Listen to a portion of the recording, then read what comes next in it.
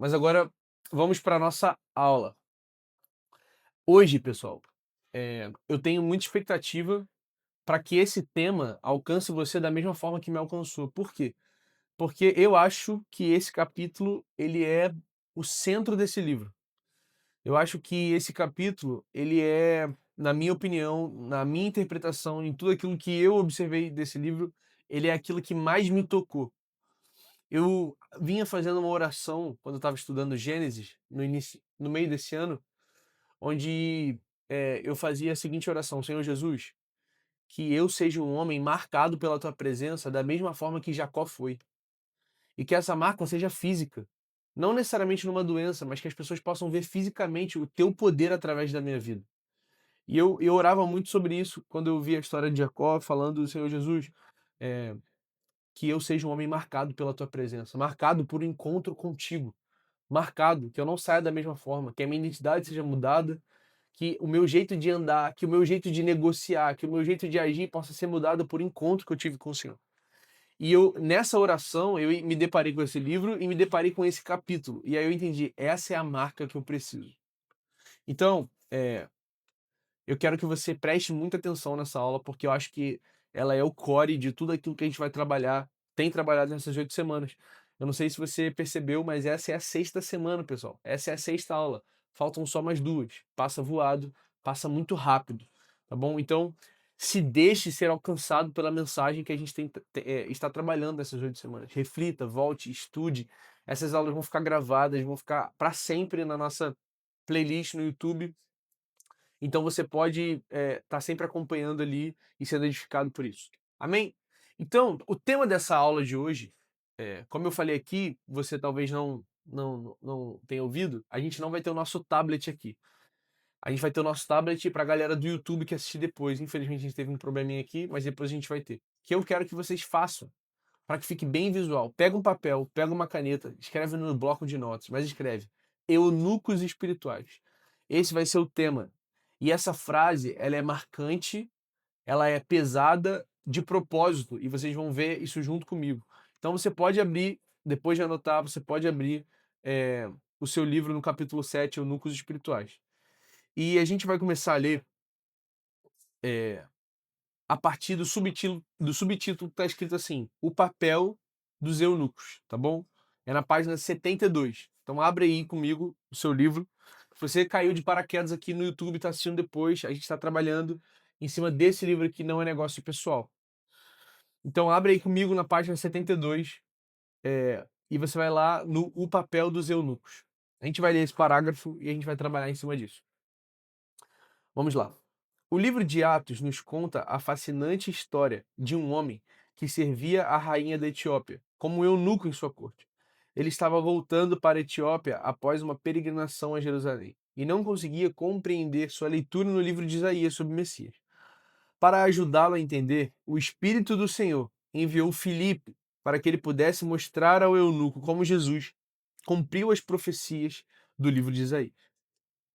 O livro relata o que esse homem era: um eunuco, um alto funcionário da rainha da Etiópia, que era responsável por todo o seu tesouro. Atos capítulo 8, versículo 27. Então nos fazemos a seguinte pergunta: por que uma rainha entregaria a um eunuco a administração de todo o seu tesouro? A resposta pode ser encontrada ao analisarmos a natureza da relação entre a rainha e o seu tesoureiro. A rainha precisava de alguém que fosse brilhante, competente para servir como um tesoureiro nacional. E ela precisava interagir com essa pessoa de maneira muito privada e muito pessoal. Presumindo que a rainha tinha um marido, posso imaginá-lo simbilando ou falando: qualquer um que sirva a você como chefe do tesouro vai trabalhar bem próximo. E preciso me assegurar de que ele não vai tentar nada inapropriado com você. Seja lá quem você escolha, tem de ser um eunuco. Eu não quero ler o capítulo todo, porque eu quero que você leia em casa. Mas, basicamente, o que o autor começa trabalhando aqui é que antes da gente entender o que é ser um eunuco espiritual, a gente precisa entender o papel de um eunuco. Muitas vezes, quando o império dominava outro, ele pegava homens capazes, homens que já exerciam cargos de autoridade, geralmente a família real, ou parte da nobreza, enfim. E eles tornavam esses homens eunucos. eles castravam esses homens. E eles colocavam agora esses homens castrados, não só com o objetivo de acabar com a descendência daquele rei ou daquela família real, mas também com o objetivo de assegurar que aquela pessoa não teria nenhuma segunda intenção com a família do rei ou com os assuntos nacionais. Porque agora ele perdeu aquilo que faria ele cogitar outras coisas na interação com a rainha, com a noiva, com o harém. Vocês vão entender mais pra frente. Mas agora, esse homem que é capaz, esse homem que é extremamente competente para executar uma função primordial num reino, agora eunuco é colocado diante da família real, para que ele possa lidar principalmente com as mulheres, é assim que você vai ver na Bíblia e na história, com o objetivo de cuidar delas, sendo que o rei tem segurança de que ele não é uma ameaça. Então a gente precisa entender isso aqui. Primeiro ponto, pessoal, o que é um eunuco? O eunuco é um homem castrado. É um homem que perdeu a sua habilidade de se reproduzir, perdeu o seu órgão sexual e naturalmente perde a vontade ou o desejo de se relacionar com as mulheres. Qual era o objetivo disso? Ter um homem competente de outro reino que não vai propagar a sua cultura, não vai procriar e também não vai ter nenhuma interação com a noiva. Vocês já estão entendendo onde eu quero chegar? Vocês vão ver que o homem eunuco está sempre ligado a uma mulher, ou algumas mulheres. Vocês vão ver na história da rainha Esther, no livro de Esther, que eles tinham um eunuco, se eu não me engano, chamado Regai. Isso aí, Regai. E esse eunuco, ele aconselhou a Esther a fazer tudo o que as mulheres do harém faziam, porque ele cuidava de todas as mulheres do harém. Olha isso, quem cuidava das mulheres do harém? Era um homem. Mas um homem qualquer? Não. Um eunuco. Um eunuco. Por que um eunuco, pessoal? Eu estou sendo repetitivo para que vocês desenvolvam esse pensamento comigo. Porque você confiaria um outro homem normal, saudável, fértil, com todas as intenções, com o seu hormônio, para lidar com as suas esposas? Claro que não. Você confiaria a um homem que você não sabe das intenções, que você não sabe das inclinações do coração, para lidar, para dar banho, para coordenar a perfumaria das suas esposas? Você confiaria num homem para fazer um penteado, para sair com a sua esposa pela rua, para estar com ela em todos os momentos, para cuidar de todas as necessidades dela? Pessoal, a resposta clara é não, na verdade? Nós não confiaríamos. Por quê? Porque nós sabemos que no momento de fraqueza, independente da confiança que nós temos na nossa esposa, ou aqui no caso nas esposas, nas noivas, nós não confiamos no homem. É verdade, pessoal? Vocês estão me acompanhando? Vai colocando no chat aí. Então, muitas vezes, a nossa desconfiança como marido não é com a nossa esposa, mas é com o que o homem pode fazer com ela, independente da sua vontade, não é mesmo? A gente vê muitos casos das mulheres sendo violentadas. Então, eu não estou nem falando de uma traição, de uma conquista. Não, não, eu estou falando até mesmo de algo que vai ferir, que vai, como é que eu posso dizer, passar por cima da vontade daquela mulher. Então, vocês entenderam como funciona a relação dos eunucos? Para sempre que vocês lerem na Bíblia, vocês entendam.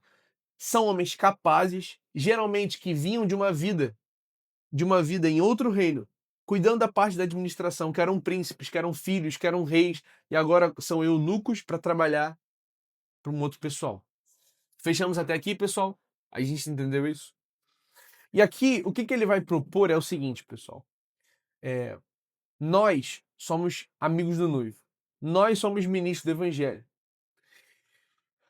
E o argumento do autor é que Deus, sabendo da nossa limitação e sabendo da nossa inclinação, ele nos torna eunucos espirituais. Pessoas que perdem, como os eunucos perdem o seu órgão genital e perdem a sua capacidade de reprodução e até mesmo de desejo pela noiva.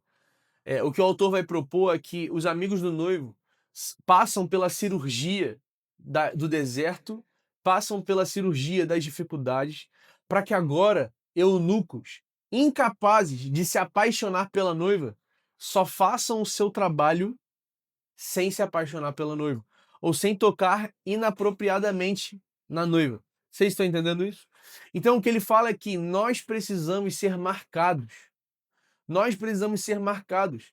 Nós precisamos ser circuncidados, ser castrados espiritualmente pelas dificuldades, pelos processos de Jesus, pela forja do deserto, como a gente trabalhou aqui, para que a gente tenha a capacidade de cuidar da noiva, de dar banho na noiva, de ataviar a noiva. Pensa, querido, é, o que Deus vai encontrar é uma noiva ataviada. Essa é a linguagem que a Bíblia usa. É uma noiva decorada, é uma noiva perfumada, é uma noiva preparada. E não é preparada simplesmente no seu coração. Mas o termo ataviado tem a ver com ser preparada esteticamente, vestida, perfumada, limpa. E ele confia a eunucos esse trabalho. Ele confia a homens capazes ou a mulheres capazes. Eu quero que você se coloque aqui nessa figura. Coloca essa responsabilidade de preparar a sua noiva, de embelezar a sua noiva, a homens e mulheres que não são mais capazes de se apaixonar por essa noiva. Imagina um eunuco capaz de dar banho, de perfumar, de muitas vezes viver no harém, onde as mulheres mais bonitas do reino estão lá, de muitas vezes pelo seu carinho e pela sua capacidade atrair a atenção da noiva, mas eles não são mais capazes de se apaixonar. E Deus, diferente do rei que faz isso de forma egoísta, Deus, né, o rei aqui da história, ele faz isso para preservar a nossa vida. Ele faz isso para preservar o nosso coração. Ele faz isso para preservar a nossa intenção, para que a gente não se perca, para que a gente não se perca no trato e no banho da noiva. Vocês estão me acompanhando, pessoal? Isso é muito poderoso. É um pouco mais complexo do que a gente trabalhou até agora, mas se vocês entenderem isso, isso vai virar a chave, tá bom? Então, ele usa essa linguagem radical de eunuco, mas porque isso precisa ser radical na nossa vida. O livro de Esther, eu convido você essa semana, amanhã, pessoal, o livro de Esther é curtinho, se eu não me engano são 8 ou 9 capítulos, não sei. Leiam o livro de Esther, por quê? Porque essa figura, nessa alegoria que a gente está trazendo aqui, é muito clara. O rei Assuero, o rei Xerxes, como Deus, o regai, o eunuco, como um amigo do noivo, que vai preparar Esther para o casamento. É muito legal essa simbologia, essa alegoria que a gente está fazendo aqui, e é muito legal que quando você lê o texto, você enxergue isso. Muitas vezes, Deus confia a homens totalmente capazes de se apaixonar um ministério, totalmente capazes de se apaixonar pela atenção, pelo orgulho, pela fama, pelo dinheiro do ministério. Só que o que ele faz, querido, com os seus amigos? Com a dificuldade, com o deserto, com os processos de Deus, com o processo de amadurecimento, com aqueles que aceitam passar por esse processo com a mentalidade corrigida, como a gente trabalhou aqui, ele faz a gente passar por essa cirurgia, onde a gente não consegue mais se apaixonar pelo noivo, onde os nossos olhos estão no noivo, onde nós fazemos aquilo que o rei pede para a gente fazer. Mesmo que a gente veja as mulheres mais bonitas do reino, mesmo que a gente interaja, dê banho, perfume, vista a noiva mais bonita de todo o império, os nossos olhos estão em Deus. Pessoal, isso, grava essa frase que eu vou falar para você. Entende isso, não essa frase, mas entende esse conceito. Isso não faz parte de uma decisão que você pode tomar. A verdade é que você é incapaz de parar de desejar a noiva sem antes parar, sem antes passar pelo processo de Deus. Vocês entendem isso? Nós somos incapazes de parar de desejar a noiva sem antes passarmos pelo processo de castração espiritual de Deus. Isso não é só uma ficha que cai e você fala, putz, cara, eu entendi o que o Lucas falou e eu acho muito legal isso aí. E agora não vou mais me apaixonar pela noiva. Pessoal, isso é impossível. Isso é impossível. Eu quero fazer a alegoria de um homem saudável. Desculpa a minha linguagem explícita, mas um homem saudável, com os seus níveis corretos de testosterona, precisa fugir da aparência do mal. Não é verdade, homens que estão aqui no chat? Ele não pode. Ah, não, eu não vou trair minha mulher. Eu sou cristão. Eu posso ficar no meio de um monte de mulher nua e nada isso vai me afetar. Isso é verdade, pessoal? Isso é uma mentira. O que a gente faz é fugir desse lugar. É evitar ao máximo e não se expor à tentação, não é verdade? Isso a gente consegue fazer. Só que qual é o grande problema? É que nós vamos estar diante da noiva mais linda do mundo. Então, se nós formos purinhos, sem o Espírito Santo, sem essa cirurgia, sem esse processo de amadurecimento, nós vamos nos apaixonar. Não tem jeito. Não tem jeito. Isso não é uma decisão.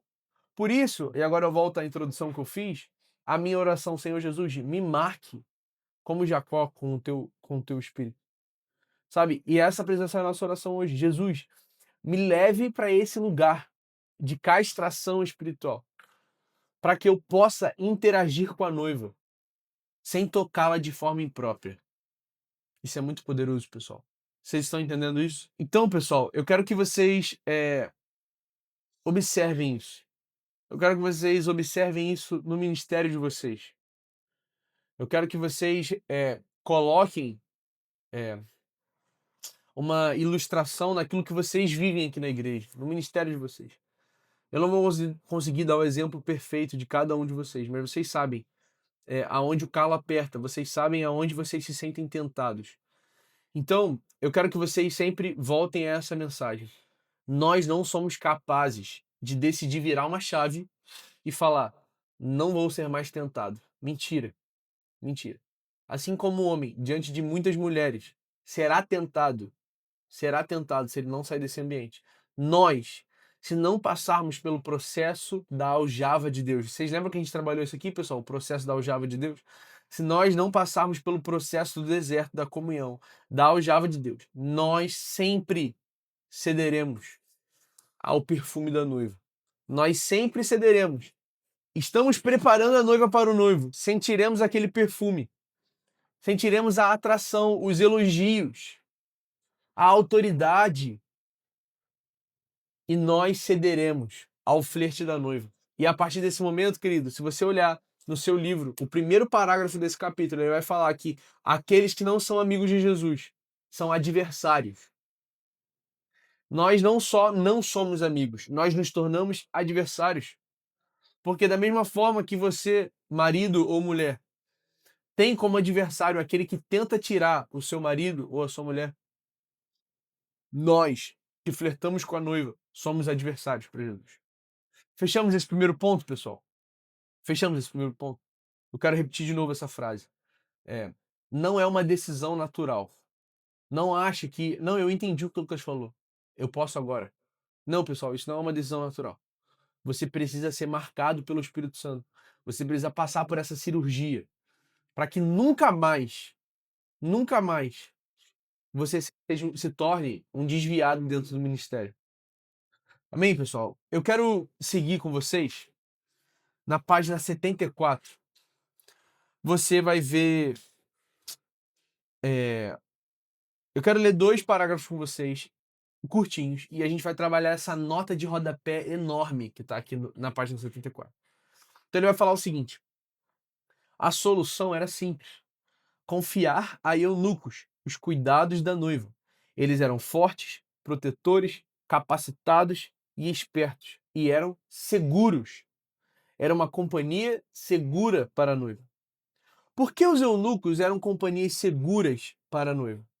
Pois de um eunuco havia sido arrancado de sua vida o mecanismo que faria com que ele desejasse a noiva para si mesmo. Vocês entenderam isso? Será que você pode marcar isso no seu livro? Sei lá, escreve, desenha, passa agora um marca-texto, porque toda vez que você visitar esse livro, você tem que se deparar com essa frase. Por que os eunucos são seguros? Porque eles perderam o mecanismo que faria com que ele desejasse a noiva para si. Entende, pessoal, que o argumento do autor não é assim, eles entenderam que eles não podem desejar a noiva. Não, não, não é. Eles perderam a capacidade de desejar. E nós não perderemos a capacidade de desejar, se não nos colocarmos intencionalmente nesse processo de corrigir o nosso caráter, nesse processo que inclusive envolve solitude. Vocês lembram que a gente falou de solitude? Esse processo que na solitude do deserto a gente para pensar nos porquês do nosso coração. Qual é a sua verdadeira intenção? Por que você realmente quer isso? Por que você realmente quer aquilo? Quem você é? Será que você é bom?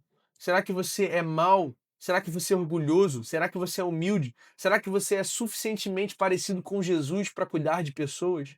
Será que você só quer atenção? Então, essa solitude e esse processo que Deus nos envolve no desenvolver do ministério, ele transforma a gente em eunucos espirituais.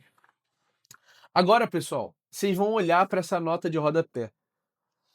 Eu não vou ler ela. Eu quero que você, sei lá, bote uma seta atenção para que você leia ela depois em casa. Eu vou falar com vocês aqui o que ele quer dizer. Mas essa nota de rodapé, ela é, eu não sei nem por que ela é uma nota de rodapé, porque para mim ela complementa isso aqui de forma perfeita. Basicamente, o que o autor está falando aqui nessa nota é que um dia ele estava dando uma palestra sobre esse livro. E ele estava aqui como a gente falando sobre esse capítulo, Eunucos Espirituais. E aí, um dos líderes que estava ouvindo levantou e falou: Isso aí não é. Como é que ele fala aqui? Deixa eu ler para vocês só essa parte. Isso não é circuncisão, isso é castração. O líder se levantou revoltado, dizendo que a proposta de ser um eunuco espiritual é além, é radical demais, ou não faz sentido na narrativa bíblica. E ele parou para pensar nisso. E refletindo sobre o quão radical seria clamar a Deus que ele nos torne eunucos espirituais, um amigo compartilhou com ele sobre um boi. Sobre um boi. E sobre como a figura do boi é usada no Novo Testamento para falar de pastores e de ministros. Eu quero ler só essa pequena parte. Ao meditar sobre as ramificações da castração, um amigo me lembrou de algo. Chamou a minha atenção em uma das nossas viagens juntos.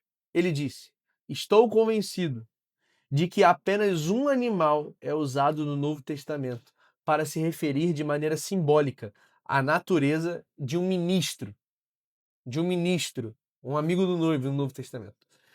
Então ele mencionou o boi, que é citado em 1 Coríntios capítulo 9, versículo 9 e Timóteo 1, 5:18, quando Paulo cita o Antigo Testamento, entre aspas, não amarre a boca do boi enquanto ele estiver pisando o trigo. Jeff me perguntou, você sabe o que um boi é? Eu disse a ele que era um tipo de gado. Eu estava errado.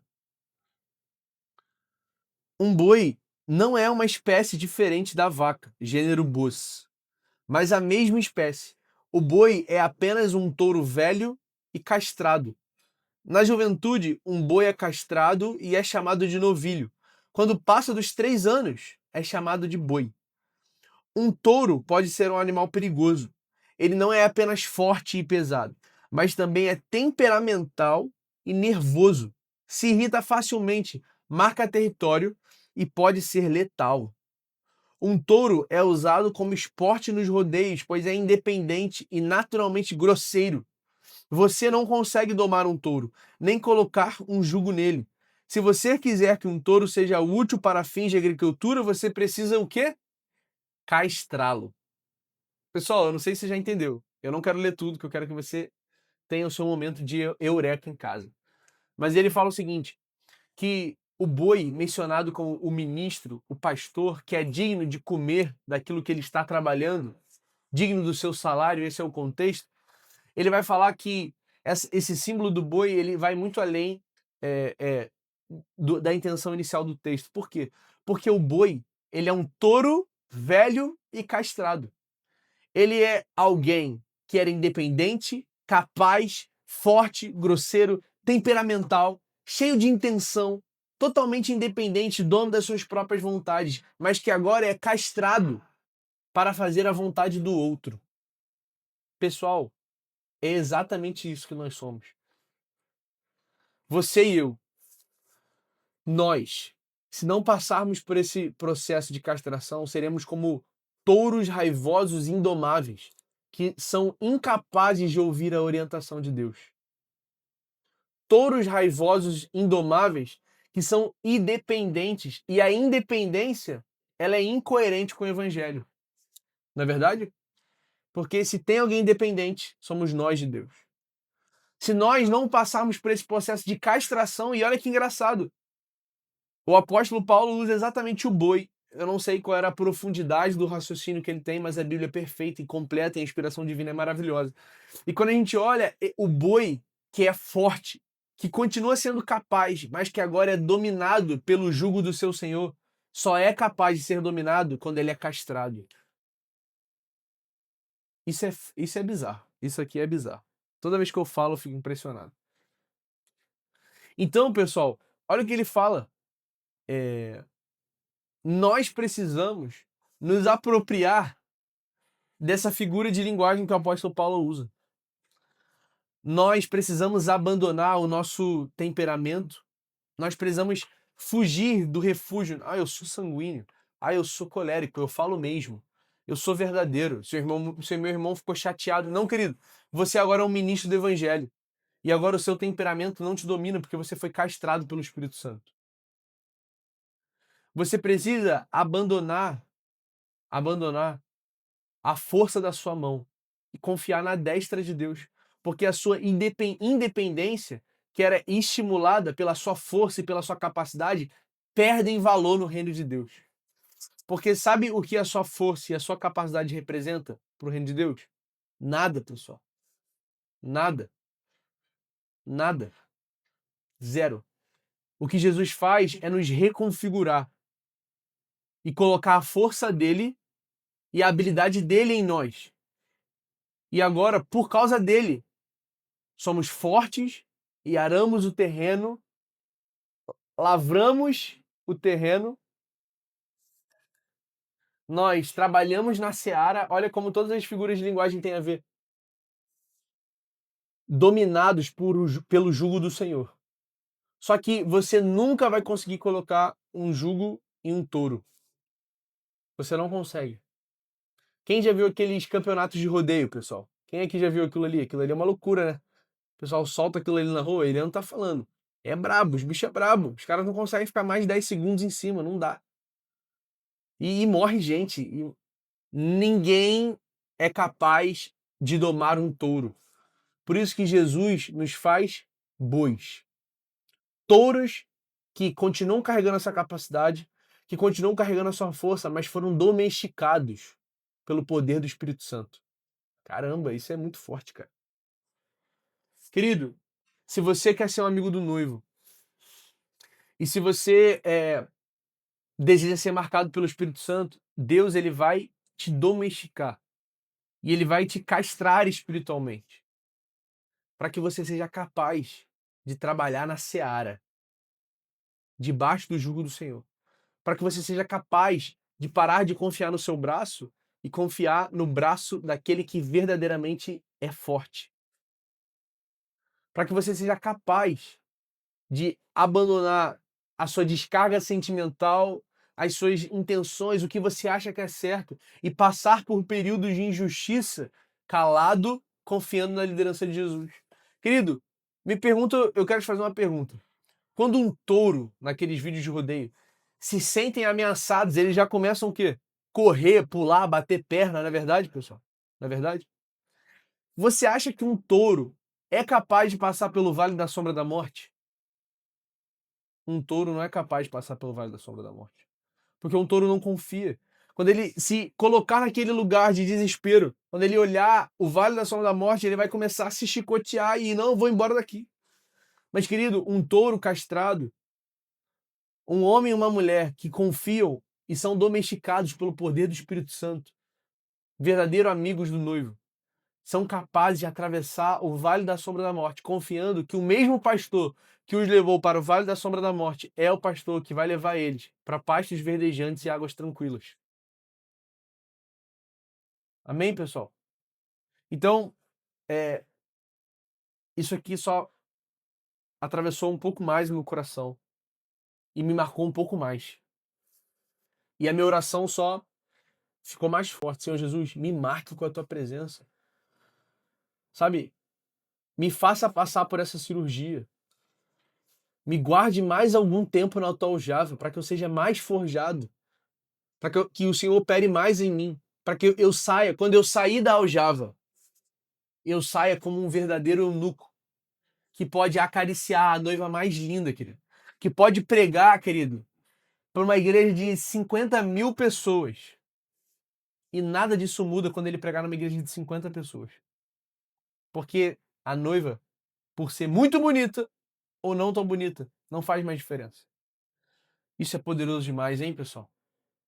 Eu quero caminhar com vocês para o final, na página 75. Aqui, só para você ver o que eu fiz, eu marquei com um marca-texto e coloquei uma seta. Olha o que está escrito aqui. Core da aula 6. Isso aqui é o parte principal. Então eu quero que vocês se concentrem. Pessoal, só ajeitar a luz aqui para vocês, que ela deu uma enfraquecida. Pessoal, olha só isso aqui. Lê comigo o parágrafo da página 75, o primeiro.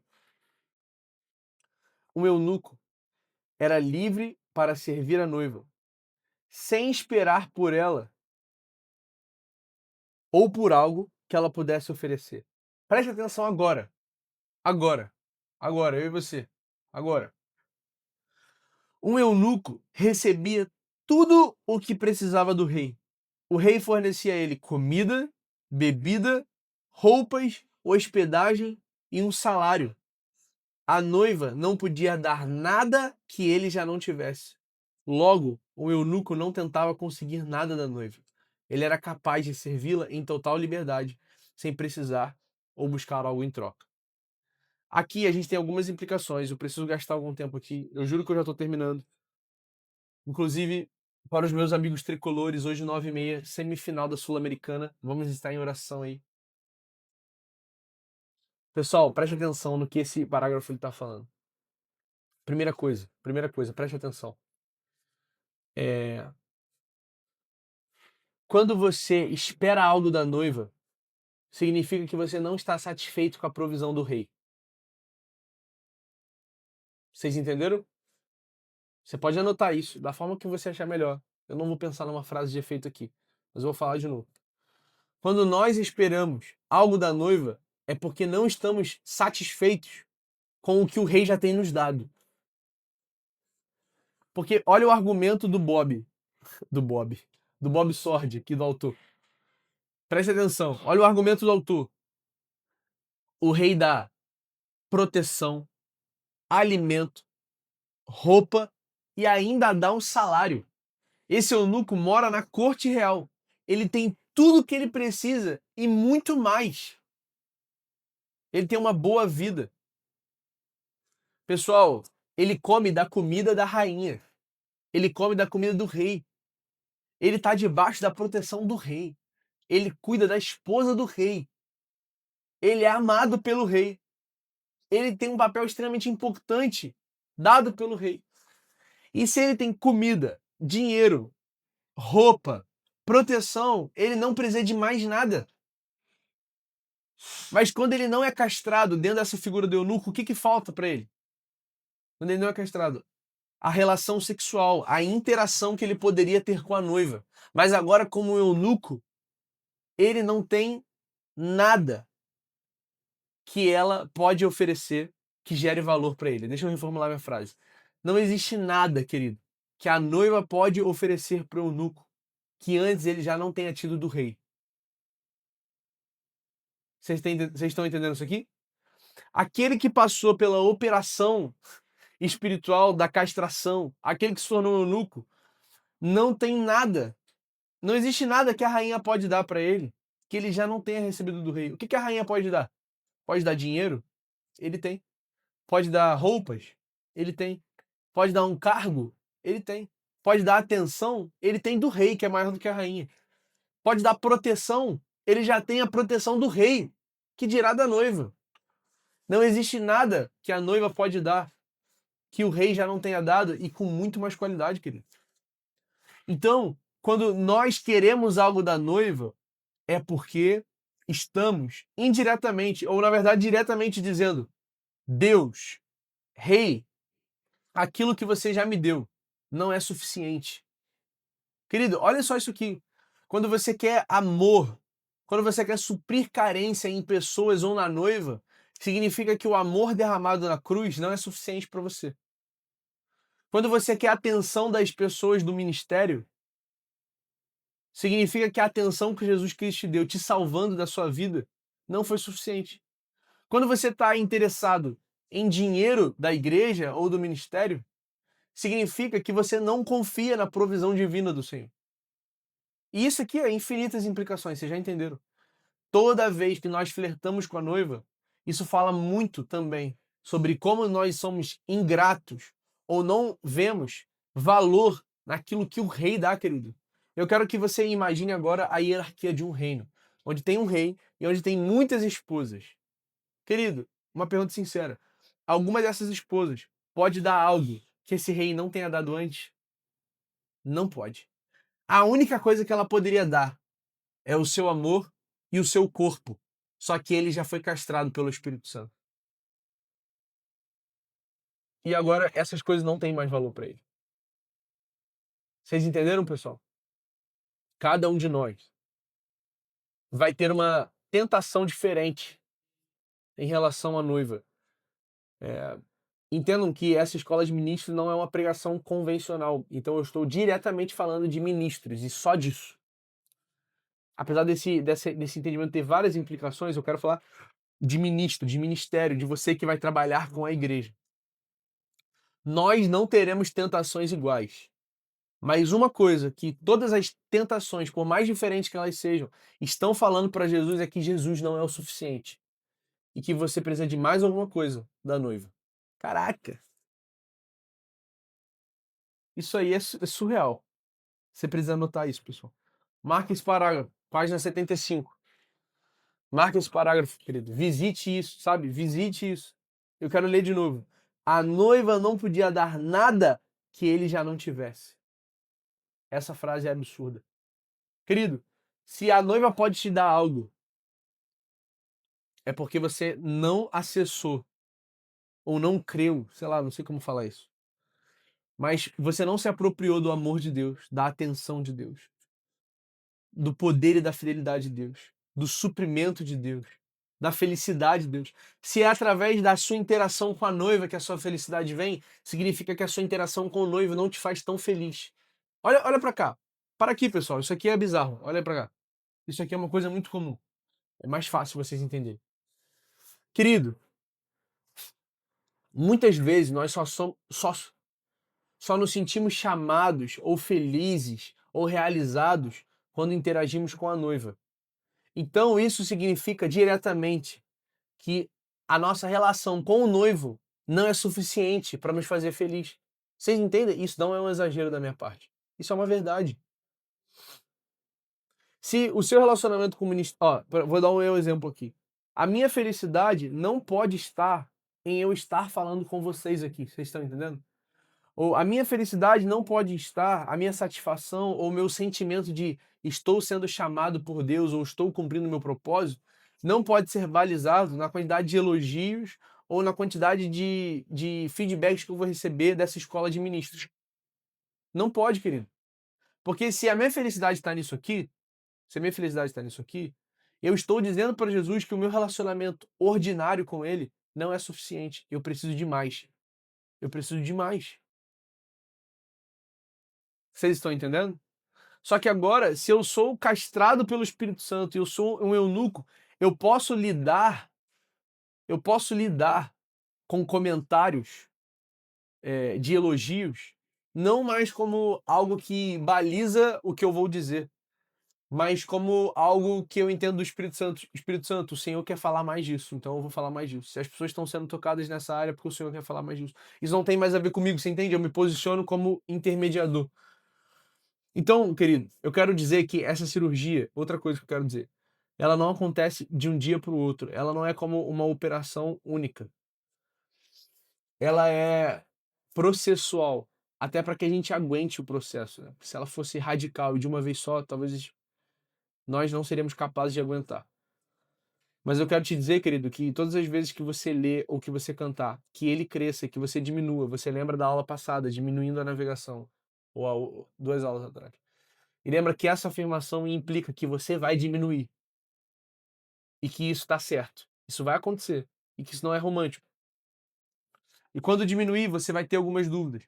mas você vai estar alicerçado no noivo. Amém, pessoal? Eu quero encerrar com vocês. Deixa eu só ver se eu anotei mais alguma coisa para falar com vocês.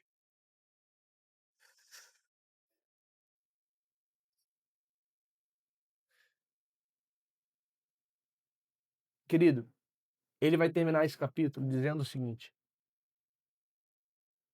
é prometido que nos últimos dias nós experimentaremos, através da profecia de Joel capítulo 2, entre outras, um poder inimaginável na terra. A Bíblia fala que o joio e o trigo vão crescer muito. A maldade vai se multiplicar, mas o poder e a glória de Deus vão se multiplicar. Nós veremos sinais e maravilhas acontecendo de forma extraordinária. Os selos, as trombetas, as taças. Nós estaremos envolvidos na grande tribulação. E não só na grande tribulação, mas no momento antes da grande tribulação, onde Jesus está querendo recrutar o máximo de pessoas possíveis e onde ele fará esse avivamento. Querido, eu quero que você entenda que esse poder, essa glória será derramada numa igreja de eunucos espirituais. Esse é o povo que será usado por Deus. Porque senão, esse povo vai usar do poder de Deus para flertar com a noiva. Então eu quero mostrar que Deus vai fazer, independente de nós. Ele vai gerar um povo castrado espiritualmente para o último dia. Para os últimos dias. E olha aí o que o último parágrafo desse capítulo fala. Encontre um eunuco cuja única ambição seja que as afeições da noiva pelo noivo sejam perfeitas, e você terá encontrado um vaso que pode ser confiada à unção dos últimos dias. Olha o que ele falou. Encontre um eunuco que a única intenção do coração dele é fazer com que as afeições da noiva sejam para o noivo. E você terá encontrado um homem ou uma mulher capazes de receber o poder e a glória dos últimos dias. Querido, quanto maior o poder de Deus, quanto maior o derramamento do Espírito Santo no nosso meio, mais livres do amor dos homens nós precisamos ser. Sabe, eu quero experimentar com a nossa igreja, e a gente tem orado muito por isso nas salas de oração, quem tem acompanhado a gente, o poder de Deus na nossa igreja. Eu quero ver curas e maravilhas, eu quero que o nome de Deus seja glorificado através das nossas vidas aqui em Piratininga. Nós vamos clamar por isso nos encontros com Cristo. Mas para que essas coisas aconteçam, o nosso coração, todos nós, precisa ser um coração de um eunuco, um coração de um boi. Para que no meio do poder a gente não tome para si nenhuma glória. Querido, entenda esse cálculo. Eu quero que vocês lembrem de matemática aí, inversamente proporcional, diretamente proporcional. É diretamente proporcional a quantidade de glória e a quantidade de tratamento que Jesus Cristo precisa fazer no nosso coração. Quanto mais poder ele derrama no meio de nós, mais parecidos com ele nós precisamos ser para sustentar essa glória sem pecar. Vocês entendem isso? Quanto maior o derramamento do Espírito Santo no meio de nós, mais precisamos ser como eunucos espirituais. Então, querido, se você quiser fazer parte dessa fornalha, se você quiser ser como mais uma brasa viva nessa igreja, se apegue a essa mensagem com toda a sua força e clame nesses dias: Senhor Jesus, me marque com a tua presença como o Senhor marcou Jacó. Me marque com a tua presença como o Senhor marcou Jacó. E que a minha vida seja transformada fisicamente. E que eu possa ser um vaso pronto para ser cheio do teu poder, da tua autoridade e da tua glória. Mas que antes, Jesus, me castre. Mas que antes, Jesus, corrija as minhas intenções. Cara, isso é muito poderoso, pessoal. Eu tenho feito uma busca individual para que Deus me revista cada vez mais de dons espirituais para que o nome dele seja glorificado. Eu tenho orado por isso, o apóstolo Paulo estimula isso. E só que essa mensagem, ela vem como uma preparação para isso, sabe? Jesus vai derramar sobre aqueles que estão totalmente desprendidos. Aqueles que podem realizar milagres, coisas extraordinárias. E isso não muda nada a sua vida, o seu orgulho, porque ele está totalmente suprido no amor da cruz, na atenção do Pai e na provisão e no cuidado do pastor. Querido, eu vou encerrar essa aula dizendo essa frase. Se você for um touro e um ministro,